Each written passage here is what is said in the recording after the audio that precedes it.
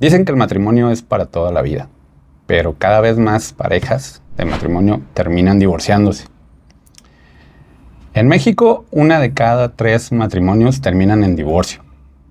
El día de hoy hablaremos de este tema tan controversial que es el divorcio y qué implica el separarse, con nuestro especialista legal, el licenciado Ariel López. Bienvenido, Ariel. ¿Qué tal? Muy buenas tardes, Isra. ¿Cómo estás? Gracias por la invitación. No, al contrario, gracias tú por aceptar y venir a platicar de este controversial tema, pero muy actual. Claro, por supuesto. Que nadie quiere tocar, ¿no? Pero bueno, ya hablaremos del tema. Pero primeramente, platícale a las personas que no te conocen quién es el licenciado Ariel López. ¿Qué tal? Un gusto. Soy Ariel López, soy abogado postulante. Soy director del Centro Privado de Métodos Alternos 249, acreditado ante el Instituto de Justicia Alternativa. Soy facilitador de métodos alternos y director de la Asociación Paz y Reconstrucción del Tejido Social en nuestra ala de activismo social.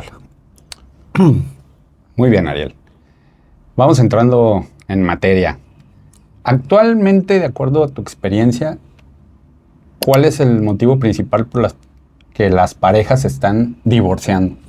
Pues mira, este es un tema muy común, complejo, pero yo creo que parte mucho de la falta de resiliencia de la pareja y la falta de tolerancia a los estímulos diarios de una relación, no por decir que se afecte la situación de un esquema tradicional o moderno o adecuado a las condiciones, porque estamos hablando de que un matrimonio hoy en día, por decir que algo normal, no es solamente un matrimonio entre hombre y mujer, ya puede ser entre mujer y mujer, hombre y hombre, o personas con géneros adoptados a su condición. Entonces, concurren diferentes tipos de familias que esto van generando pues distintas dinámicas sociales acorde a cada problemática. Entonces, yo considero que con todo y cada uno de sus elementos, la particularidad es la falta del respeto y la falta de tolerancia. Y sobre todo, en relación a la resiliencia, la forma en que las parejas puedan reajustar atendiendo a cada conflicto que se les va presentando durante el matrimonio, cómo poderse reincorporar o darle la vuelta a ese problema, dado a esa falta de tolerancia. Fíjate que otra de las estadísticas que me encontré muy interesante es que hoy en día el porcentaje de lo que dura un matrimonio son 12 años.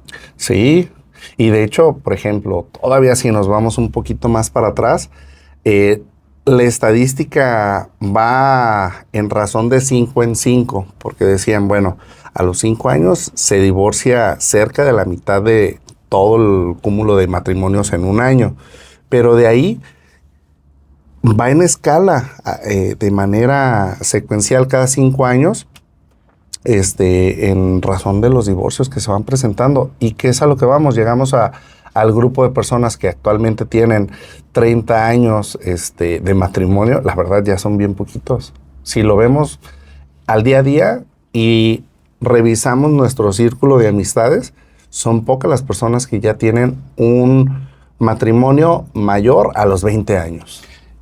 Y es cuestión generacional porque normalmente esos matrimonios que son un poquito más estables, las parejas son de una edad un poquito más madura, digamos. Sí, claro, por supuesto. Digo, a final de cuentas, la madurez genera mucho la estabilidad, pero la estabilidad ya viene en razón de que ahorita tenemos un fenómeno curioso en nuestra comunidad, el cual resulta que, bueno, ya las personas están teniendo un segundo bloque de matrimonio o incluso un tercero.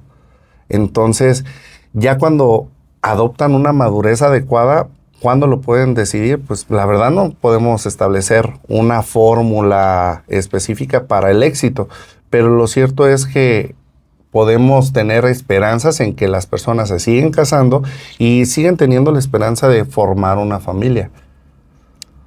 ¿Hoy es más fácil divorciarse que antes? Por supuesto, claro. Mira, incluso te podría decir que tiene el mismo grado de duración si te casas que si te divorcias, porque tu proceso ordinario, si no haces una gran boda para poderte casar, te estás tardando 1.5 meses, 2 meses. Un trámite judicial o incluso en justicia alternativa también puedes tardarte un promedio de 2 a 3 meses en generar el divorcio, ya sea de manera voluntaria a través de un divorcio por mutuo consentimiento o a través de un divorcio contencioso. ¿Tan rápido? Sí, puede ser muy rápido. Digo, depende mucho la circunstancia del juzgado, circunstancia de hijos, bienes, menaje que pueda tener la familia, pero lo que significa llegar a tu objetivo, que es el divorcio, sin problema. Digamos que en una pareja que no tiene hijos y que están de acuerdo, Ajá. en 3 meses. Podría llegar a ser, sí, claro. ¿Por qué? Porque anteriormente tenías que justificar una causal para poderte divorciar en el estado de Jalisco.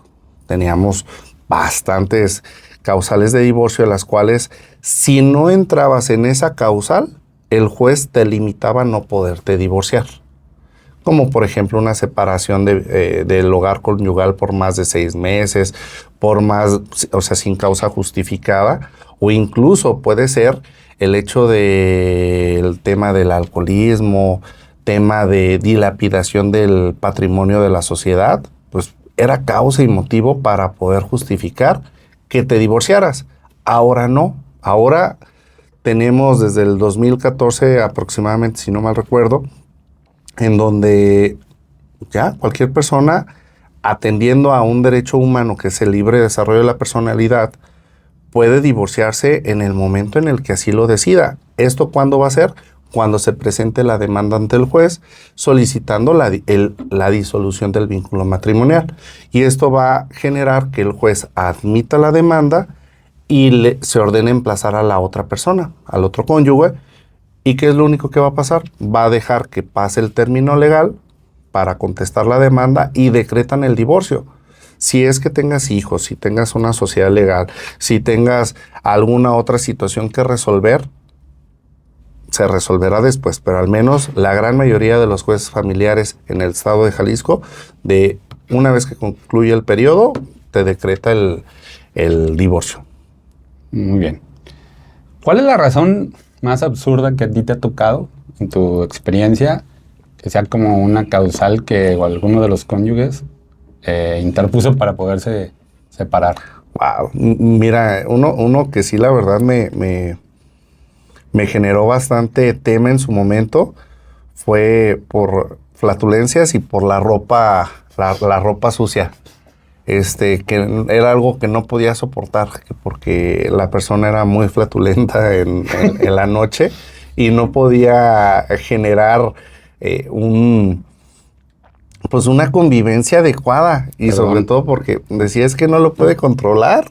Pues sí, estaba dormido. Yo en mi pensamiento decía, bueno, pues sí pasa, pero decía que era algo extraordinario. Entonces, sí, la verdad la llevó a problemáticas que ese problemita se hizo un problema muy grande que limitó la convivencia entre estas dos personas y pues optaron la decisión por el divorcio por mutuo consentimiento.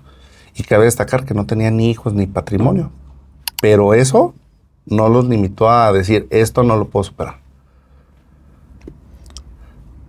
Sí, yo me quedé igual. Me quedé sin palabras, pero bueno, pasa. Sí, y lo digo como actos generadores, han pasado muchísimos, incluso recuerdo una señora que decía, es que no puede no puede dejar la pasta de dientes como se tiene que tener, se le tiene que dar vueltitas a la pasta y el señor la apretaba. Y ese era un acto generador de molestia. Y este acto generador de molestia generaba conflictos en la pareja que a la postre generaron que no podían convivir. ¿Las redes sociales, tú crees que son factor hoy en día para los divorcios? Claro, sí, fue un factor determinante y lo sigue siendo en este momento. Me tocó en algún momento una fiesta familiar donde en algún momento una persona dijo, no, si eso hubiese existido en nuestros tiempos, hablando de las redes sociales, no, hombre, hubiera sido una situación de cambio frenético de la dinámica familiar, porque hacían muchas cosas. Y la realidad es que sí, si tú ves cómo se venían dando, para empezar, la comunicación de noticias, ¿sí? Antes, una noticia relevante pues salía en el periódico. Oye, que mataron, que le pegó fulanita, que falleció tal persona. Y pues era el mecanismo en cómo la comunidad podía ver qué situaciones se iban presentando en su día a día. Y pues obviamente si resultaba algún tema, oye, ¿qué pasó esto con fulano? Sí, y era un tema de comunicación fácil de atender, pero que no era de inmediato impacto. Empezaron las redes sociales, el Facebook, Messenger, pues facilitó la información. ¿Qué significa? Oye, ya me puedo comunicar con un mensaje y es más rápido, que aún así no fue tan inmediato como en este entonces, sí, pero han ido evolucionando el mecanismo de comunicación de tal modo que si ahorita sucede algún evento en el sur y hay una persona involucrada en alguna situación de relevancia que está en nuestro círculo, nos vamos a enterar a través de las redes sociales. Muy probablemente si es demasiado mediático, que de otra forma no nos hubiéramos dado cuenta hace todavía 25, 30 años no hubiera pasado.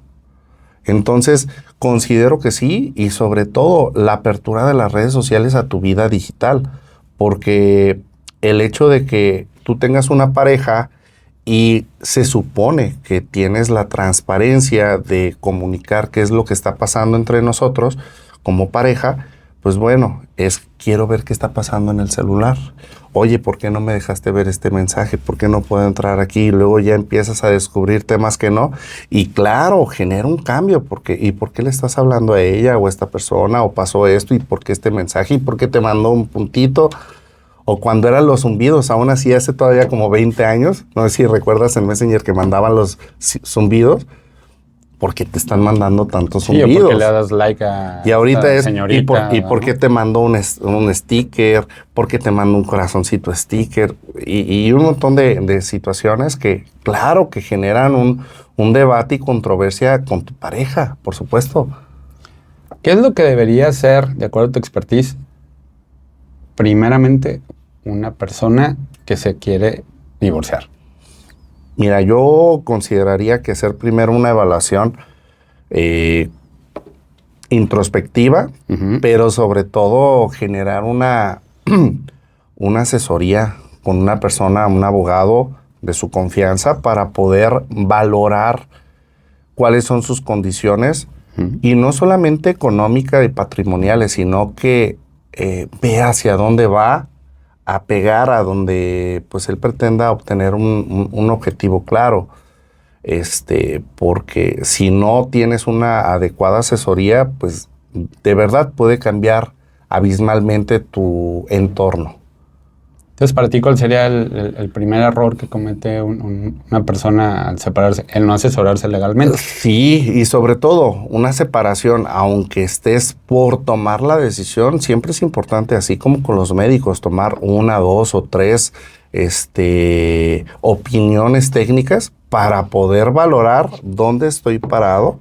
Y yo sería de la idea ahora con el tema de la inteligencia artificial, tampoco darle la opinión de facto a la inteligencia artificial sobre lo que va a depender de la acción o no acción de divorciarte o separarte, sobre lo que diga un profesional. Porque por el tema del carácter humano y la trascendencia social que pueda tener. Y a lo mejor algo que de tu entorno no puede estar viendo la inteligencia artificial o que no se lo transmitiste adecuadamente y el profesional a través de su experiencia le puede brindar esa adecuada orientación. Y sobre todo, si coinciden 2 o 3 de las asesorías en relación a lo que vas a ejecutar, pues yo te diría que vete con el que más te brinde la confianza. Entonces, ¿crees que hoy en día las personas acuden a la IA para asesorarse? Por supuesto, digo, ahorita hay muchísimos bots que se están desarrollando y que no te digo que hay muchísimos, pero sí hay una gran cantidad de bots en donde las personas pueden hacer ciertas consultas y pueden confrontar con la información que les dan sus abogados. Sin duda alguna, se pueden confrontar, pero esta información, a final de cuentas, es una información creada a través de inteligencia artificial. Y sí, a través de muchos casos, incluso si puede tener un soporte documental bastante amplio, quizás de trascendencia, pero siempre es importante generar un segundo o tercer contacto con profesionales, aunque cueste la asesoría, pero para poder decir, bueno, de esta decisión que tome, para bien o para mal, que esté basada en una experiencia de un profesional, porque la inteligencia no te va a defender si tomas una deficiente acción sobre lo que dependa tu vida. Y el tomar la decisión de quedarte o de separarte de una relación tóxica, pues definitivamente puede tener una trascendencia vital por toda tu vida, para bien o para mal. Nuevamente, de acuerdo a tu expertise, ¿qué porcentaje de los divorcios terminan en guerra? Podemos decir que la gran mayoría, si así lo desean. Sin embargo, en este momento hay una apuesta a nivel estatal, a nivel Jalisco, y también una estrategia general con los métodos alternativos de solución de controversias a nivel nacional, porque Jalisco actualmente es número 1 en soluciones alternativas a los conflictos, y no solamente ante los tribunales. Los tribunales sí te vienen a resolver en conflicto, como bien lo mencionas, una problemática dentro de un matrimonio, dentro de un concubinato, o incluso no siendo nada de las dos anteriores, pero tienen hijos, al resolver ese problema familiar. Pero con la justicia alternativa, la verdad es una alternativa bastante eficaz, rápida y económica, si lo pones desde la perspectiva y óptica de lo que puedes perder o ganar como balanza en un tribunal. Porque en un tribunal definitivamente el juez es quien te va a resolver, quien te va a decir, estás bien, estás mal, te doy o no te doy lo que pides. Y en justicia alternativa la realidad es que tú, como persona integrante del conflicto, junto con tu contraparte o las personas que tengan relevancia en este conflicto familiar, son quienes van a poder incidir de manera directa en la resolución del conflicto. ¿Y esto qué implica?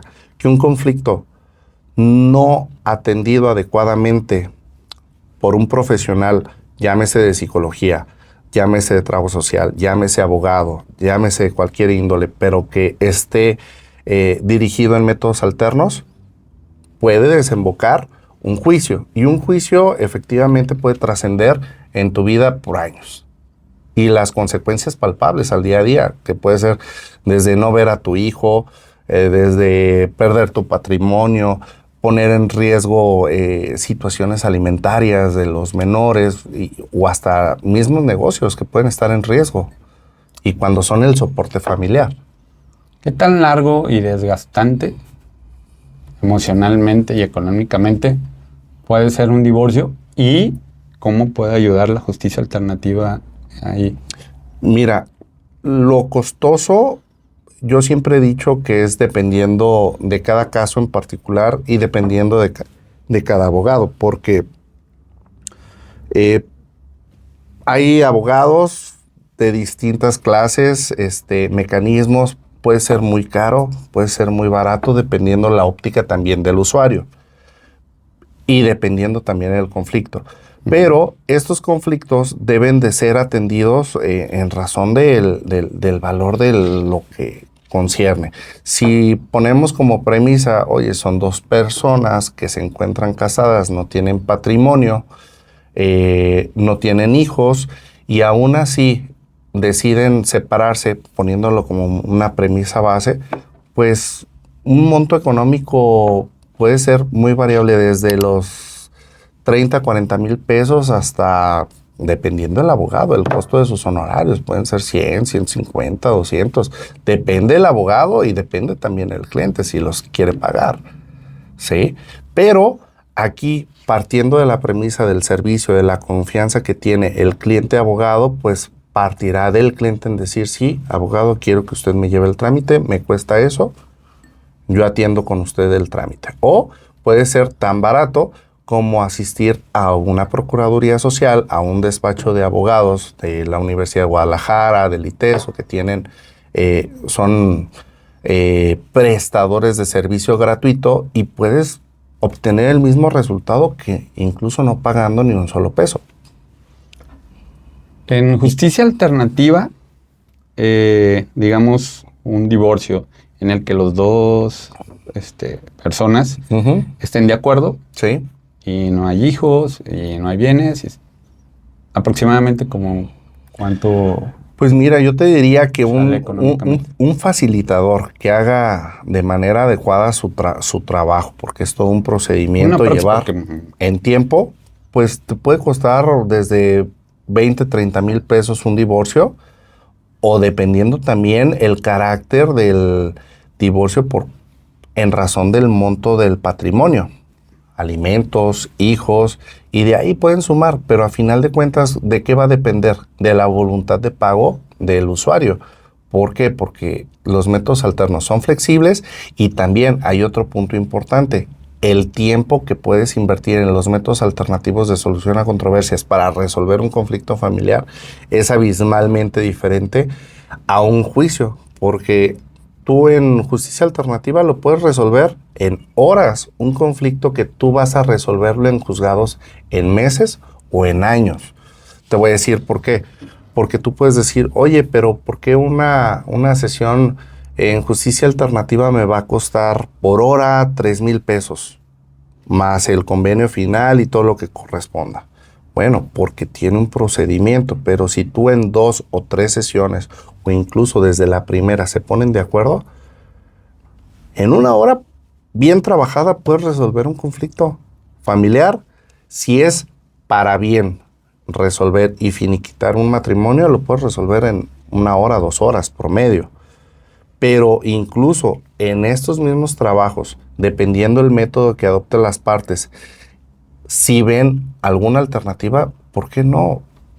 Pueden permitir incluso no solamente disolver, y ¿por qué no generar acuerdos para mantener y reiterar esa familia, esa convivencia del día a día, que si atienden y observan que el conflicto era el tema de los gases, el tema de la ropa, el tema de la pasta, pues ¿por qué no trabajan en ese conflicto?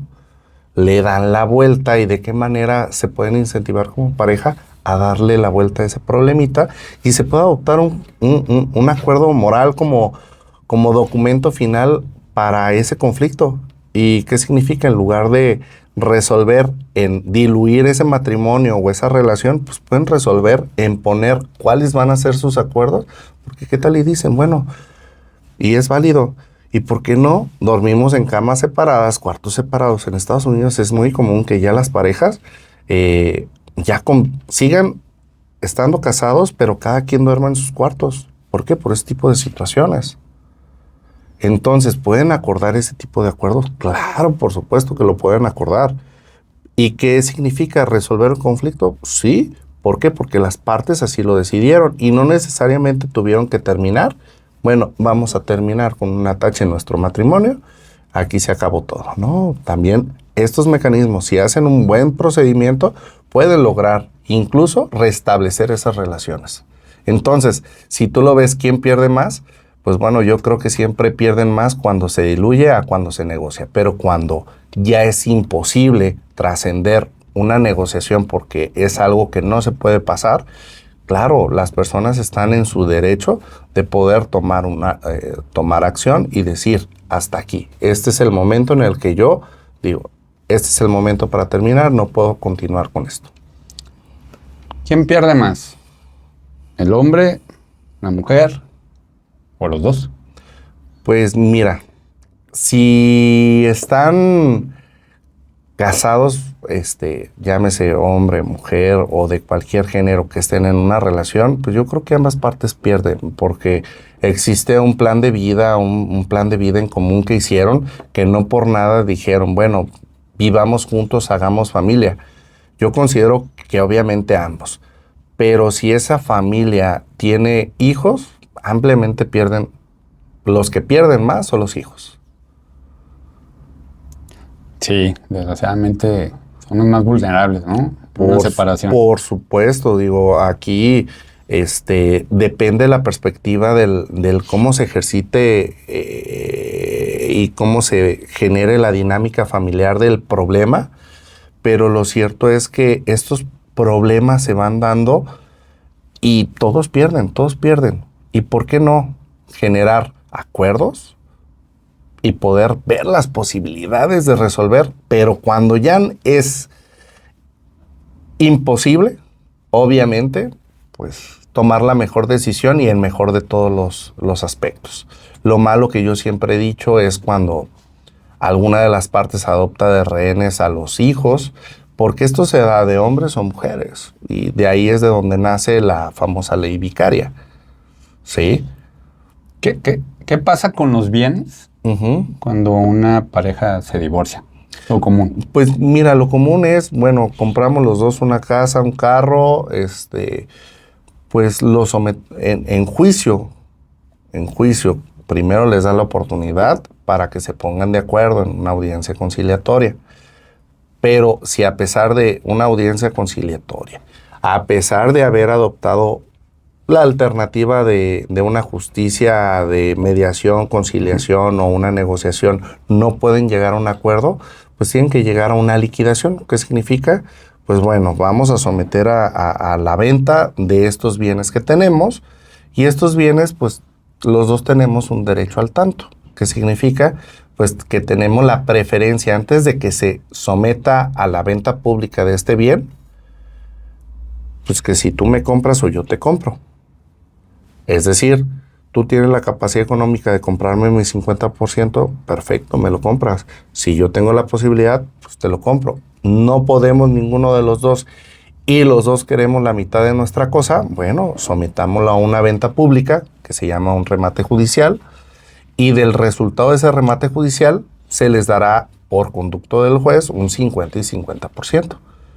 Por eso la importancia de generar acuerdos y negociaciones, porque pierdes más a través de un procedimiento judicial, y te lo pongo bajo esta perspectiva. La gente en muchas ocasiones no sabe que cuando se somete a este procedimiento se evalúa el inmueble, pero no se vende a valor real. Suponiendo esta propiedad y el vehículo les otorgaron un valor de 2 millones de pesos, pero o 1 millón de pesos, para ponerlo en estándar de un punto base. 1 millón de pesos. Y ese 1 millón de pesos, al momento de rematarse, se remata en sus 2/3 partes del valor. Es decir, llega un tercero, lo compra, no lo va a comprar en valor de 1 millón de pesos y le van a dar a cada una de las partes su mitad, no, sino va a ser del valor de las 2/3 partes de esta cosa. ¿Qué significa? En 666,000 pesos, de esos 666,000 pesos le van a repartir 333,000 a uno y 333,000 al otro.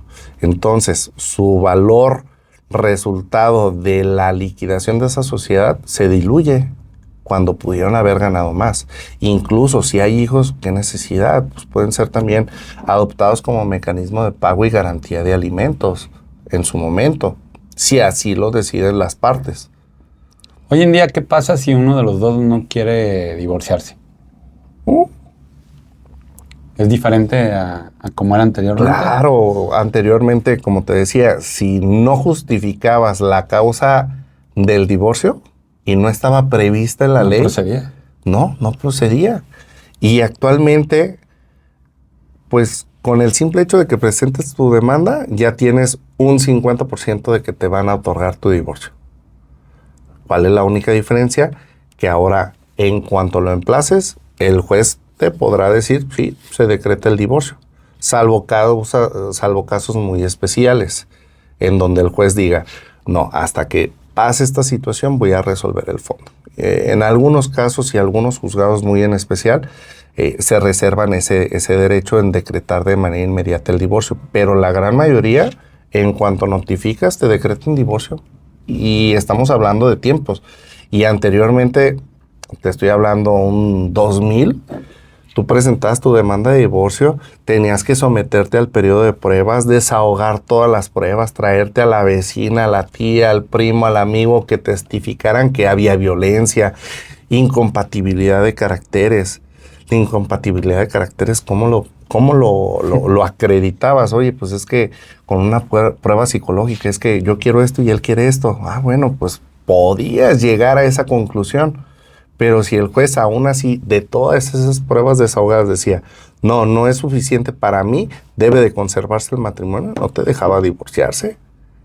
Me tocó conocer 2 asuntos donde hicieron 2 intentos para divorciarse y les ganó la reforma. Reformaron la ley.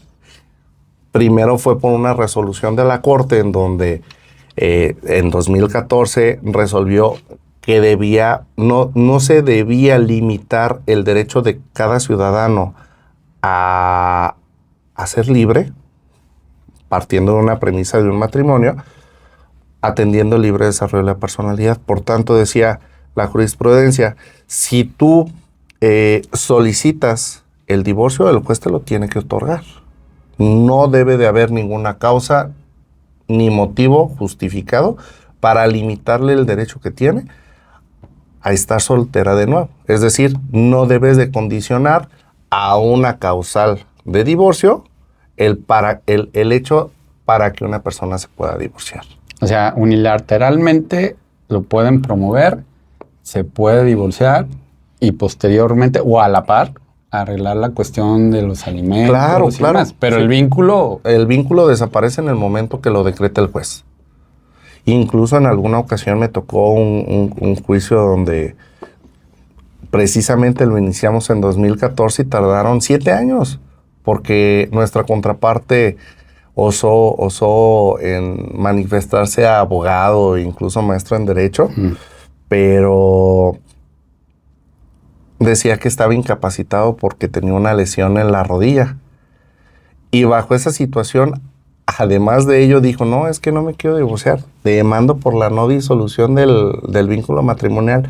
Nos hizo el juicio largo, se fue hasta la Suprema Corte el asunto, para que se concluyera en que no había motivo ni causa justificada para limitarle a la persona a divorciarse.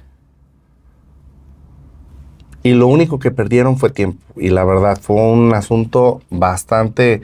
O sea, no tenían gran patrimonio, pero aún así el tema era el por querer insistir y pregonar en que no se quería divorciar y la otra persona sí. Y se concluye con esto en que cualquier persona se puede divorciar en el momento que así lo solicite al juez, si es que la persona no quiere.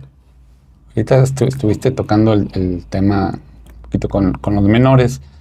¿Qué es la pensión alimenticia?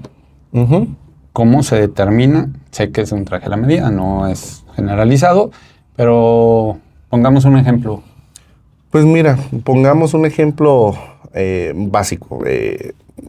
Sabemos que estamos en un contexto social e histórico importante en este momento para México, en donde muchas personas, hablando de hombres, no atienden su obligación de atender a sus hijos, ¿sí? Y esto implica no darles alimentos, no reconocerlos, entre muchas otras circunstancias. Pero los alimentos como tal es la obligación que tiene el padre de suministrar los recursos necesarios para que el menor pueda estar en sus condiciones de bienestar. ¿Qué significa condiciones de bienestar? Simple y sencillamente puede ser, no solamente los alimentos representan la comida, pueden ser el calzado, el vestir, sus áreas de convivencia, desarrollo social, su escuela, sus condiciones de vida, viajes, siempre y cuando sean justificables como tal. Y partiendo de esa premisa, los alimentos deben de ser fijados, punto número 1, en razón de la necesidad de quien los necesita. Es decir, cuánto necesita el menor para decir que su subsistencia está garantizada con todo lo que tenía antes de que se separaran sus padres. ¿Ok? Y por otra parte, la cantidad de dinero que tiene y dispone para poder otorgar hacia el menor sin que le limite su parte de subsistencia. ¿Ok? En función de ello podemos establecer que si un menor dice, bueno, yo, porque mi mamá, me ha tocado ver en algunas situaciones donde la mujer establece que tiene una capacidad económica interesante, puede meter a sus hijos en escuelas de bastante renombre, con buena paga, les da cursos, talleres y solicita 40,000 pesos de alimentos. Puede ser, sin problema, 50, 100,000 pesos me ha tocado ver asuntos, o hasta más. Pero el problema es, ¿cuál es la capacidad del papá? No porque el papá gane 40,000 pesos, le va a dar todos los 40,000 pesos íntegros para la subsistencia del menor. ¿Estamos de acuerdo? Y aparte, la obligación de otorgar los alimentos es por parte del mamá y del papá. De los dos. De los dos.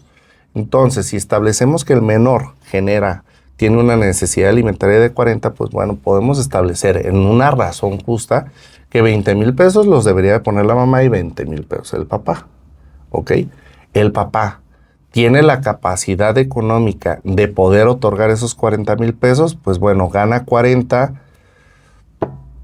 pero no le llega a esos 20,000 pesos. Bueno, el juez tendrá que regularlos a lo mejor a una tasa de un 40%, que es un tope máximo de los ingresos del padre.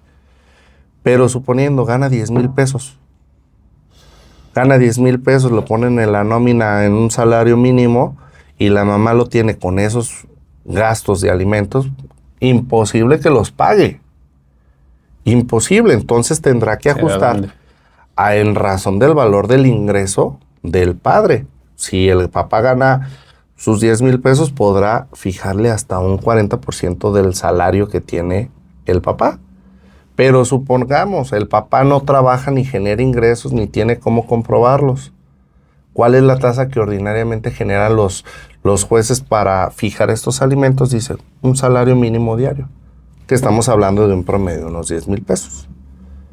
¿Qué significa? Que el papá mínimo debe de ganar 2 salarios mínimos. Son presunciones legales y humanas que genera a través de distintas formas de razonamiento para lograr llegar a esa conclusión, en donde dice, bueno, con independencia de que genere o no genere una evidencia de que cuánto gana, le tiene que pagar un salario mínimo diario al menor. ¿Un salario mínimo diario? ¿Esto qué significa? Que si el papá no trabajaba, vivía como algún presidente que tuvimos, de algunas dádivas, pues bueno, pues tendrá que justificarlo en su momento. Pero en este momento tendría que generar razonamientos el juez para buscar la mayor protección hacia el menor. Este es un tema tabú. Ahorita te van a ofrecer más agua. Gracias. Sirve de que hacemos una pausa para decirles que suscríbanse al canal para que no se pierdan ninguno de estos interesantísimos capítulos que tocamos, que siempre en este podcast de Avanzamos. Entonces no se los pierdan, suscríbanse. ¿La infidelidad influye legalmente en un divorcio? Si lo ponemos como el agente detonante del divorcio, por supuesto. Por supuesto que influye, porque es el agente motivador de la acción. Es como lo que te comentaba hace un momento. El hecho de decir, yo hasta aquí, esto no lo permito, pues hasta ahí. Entonces, ¿cuál es la consecuencia? Iniciar la acción. Y claro que es determinante.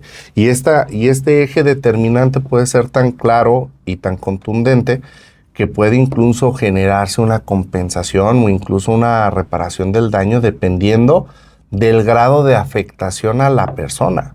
¿Por qué? Porque ya la Corte incluso por ahí estableció algunos criterios donde se señalaba que cuando la mujer se ve afectada a su plan de vida, puede incluso reclamar una reparación del daño moral.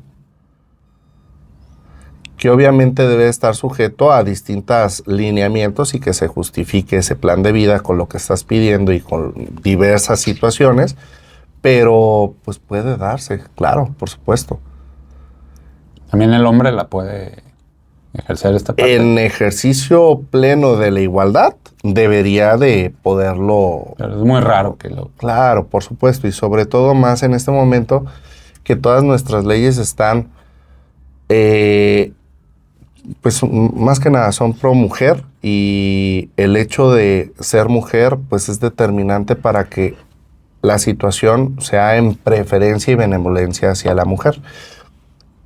Que es esta famosa teoría de la aplicación del derecho con perspectiva de género debe de aplicarse con ciertos ejercicios de validez, no debe ser,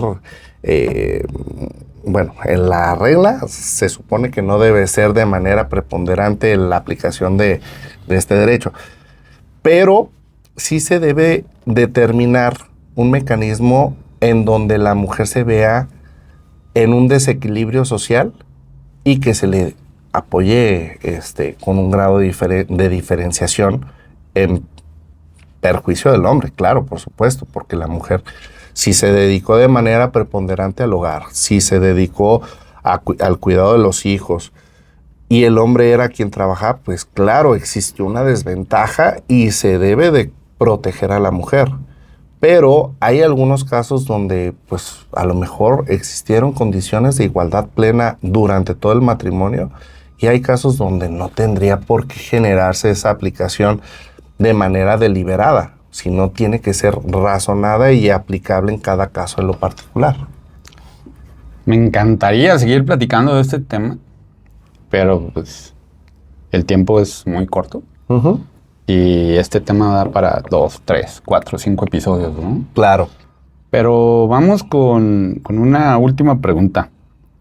¿Se puede divorciar a alguien sin avisarle a la otra persona? Pues mira, te diría que en la práctica no se debería, porque estarías violentando un derecho humano a la persona a defenderse, a ser oído y defenderse en juicio. Y más aún cuando la premisa fundamental es que toda persona que esté en un procedimiento y sea demandado, pues tiene el derecho a contestar la demanda. Me ha tocado ver algunas situaciones en ese sentido y sí se puede dar algunas situaciones como las que tú comentas en tu pregunta, pero estamos en un ejercicio pleno de fraude a la ley, porque lo que buscas es que se le prive a la otra persona de un derecho fundamental, que es ser oído y vencido en juicio. Y si no se hace de manera adecuada un procedimiento como tal, en el que tú llegues, lo emplaces, la persona reciba o con todas las características de formalidad se puede enterar de ese emplazamiento, mediante un juicio de amparo podría esta persona tumbarte todo el procedimiento y entrarle de lleno al juicio, porque estarían llevando a sus espaldas un trámite. Entonces, ¿sí es posible? Sí. ¿Sí se ha hecho? Sí. Pero estamos en una situación de fraude a la ley en donde pues se le busca privar un derecho a tu contraparte. Entonces, no es lo correcto. Para despedirnos por hoy, si pudieras dar una recomendación para evitar un divorcio, ¿cuál sería? Pues mira, mi sugerencia y vocación es siempre acudan al experto, pero no siempre al psicólogo, porque el psicólogo, si no tiene una visión compartida, la justicia alternativa, quizás lejos de ayudar a que no se llegue a un divorcio, más bien en ocasiones se concluyen que las partes no llegaron al propósito de congeniar en ese matrimonio. Contrario a ello, si adoptan la visión de ir con un especialista en justicia alternativa, quizás les pueda ofrecer, mediante diversos ejercicios, mecánicas y alternativas, procedimientos donde las mismas partes puedan encontrar soluciones a esos microproblemas, que esos microproblemas a lo mejor en ese conflicto lo ven grandísimos, insuperables, pero siempre a través del diálogo se puede llegar a un buen acuerdo y no tanto un excelente juicio, porque la verdad, en juicio nadie gana. Abogado, comunícanos tus redes sociales en donde te puede seguir la gente. Un placer, pues me pueden seguir a través de mis redes sociales, Ariel López, en Facebook, Instagram, en la misma manera, y también a través de la página de Google, como Ariel López y asociados. ¿De la justicia alternativa tienes alguno? Sí, también tenemos nuestro centro privado, es Centro Privado 249, y a través de nuestra asociación civil, que es Paz y Reconstrucción del Tejido Social. No olviden suscribirse, píquenle ahí para que les dé la campanita cada que salga un nuevo episodio de los podcasts de Avanzamos, que ya vieron que están súper interesantes. Y no se pierdan el próximo capítulo que tendremos. Y pues bueno, nuevamente muchas gracias. Gracias a ti por la oportunidad y qué bueno que vaya de maravilla el programa. Hoy aprendimos más con la cuestión del divorcio, sobre todo asesórense y nos vemos la próxima. Hasta luego. Hasta luego.